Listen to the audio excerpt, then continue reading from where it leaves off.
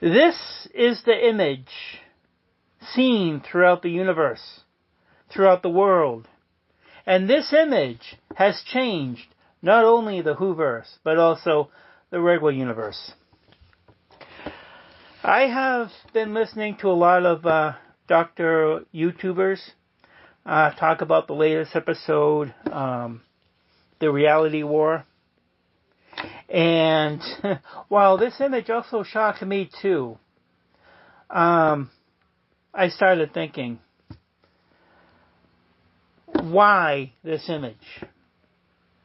And one of the things that I came up with is, I wonder if the Billy Piper regeneration is as the bad wolf. Why the bad wolf? Because the reality war changed the Whoverse. Because when things went back to normal, they weren't. Conrad is nice. Poppy is no longer a space baby, or even half Time Lord, half human. Poppy is just a human baby. Also, when Belinda started with the Doctor, Poppy was not her child. It was only after the Doctor regenerated that Poppy became human. I think the reality war has just started.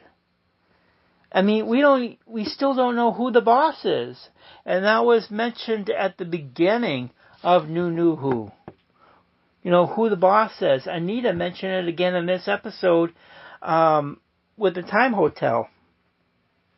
The Whoverse now has its version of the Mandela effect. Because all these people, you know, when reality came back, they had different memories. I mean, look at Ruby. You know, she has 2 timelines in her head. The one from 73 Yards and the one from Reality War. So, reality has changed who Ruby is, consciously. And also, the reality war has also affected Jodie Whittaker's timeline as the Doctor. And I wonder if that also has changed the Timeless Child. Even though I do still think that the Doctor is not from this universe, because, you know, it does make sense, because he can do things that even the Time Lords can't do. Okay? And also, will we still have the Cyber Lords? You know? When the Master, changed the Cybermen into Time Lords. I don't know. I can't wait to find out. We know that the Time Lord, we know that the Time War caused many battles and many people to not have existed, because they talked about this not only in that episode with the 3 doctors, the War Doctor, the David Tennant and Matt Smith, but all throughout the Who. They talked about how the stories of the Time War. And that's all we got. We just got stories secondhand. We really didn't see the Time War. I mean, even and there was an audio book that I love. You can actually find it on Audible. It's called Death Comes to Time. And that was the Sylvester McCoy Doctor with Ace. The Time War was going on in that. Even though I think we actually saw more of the Time War then, while the other main story was still going on. So hopefully we kind of see more of that with the Reality War, because, like I say, the last episode of the last season, the Reality War, I believe, is just the beginning of the reality war. What other notes do I have here?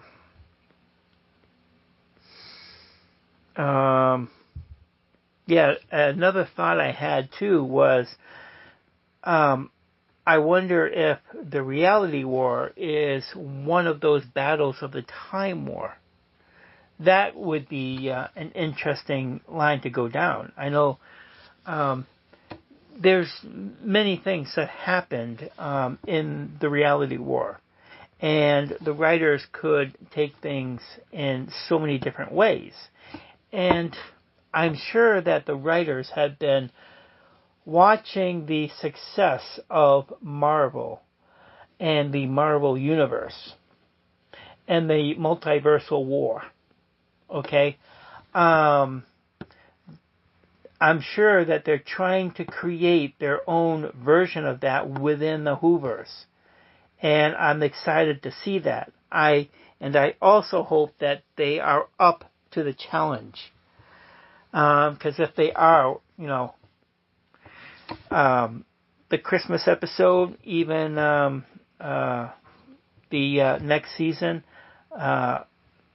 if they are up to the challenge, we'll be getting some really awesome stories. I just hope that they are up to the challenge. Now, maybe there is no plan. Maybe what people have been saying on the Doctor Who YouTube blogs, that it's just like a placeholder, like they did with David Tennant. I don't know. I really hope there is a plan, and it'd be cool if some of these ideas I talk about are actually manifest in the show, and that would be awesome. I am waiting for the Christmas episode and seeing what that'll bring. Hopefully it'll be longer than an hour. Hopefully it could be a couple hours. Like a regular movie. I have been watching Doctor Who since Tom Baker, since the 70s, on my local PBS channel here in the States. That's where it started for me. And when they showed the older Doctors before Tom Baker, I watched those episodes. And of course, all the new Doctors, Peter Davison, Colin Baker, which I actually did like his Doctor too, because he was different. And Sylvester McCoy, even the American Doctor. Well, some people didn't like that. I actually liked that story, and I'm glad that they added that to canon. So I've been watching Doctor Who pretty much all my life, since the 70s, and I don't think I'm ever going to stop. Now there has been some seasons that I was disappointed by, like Jodie Whittaker's first season. I was disappointed with that, but the seasons afterwards, much improved over that first season. But I'm hooked on Doctor Who. I am Who, and I just can't wait to see where they're gonna go next with this. I hope that some of these ideas will work their way into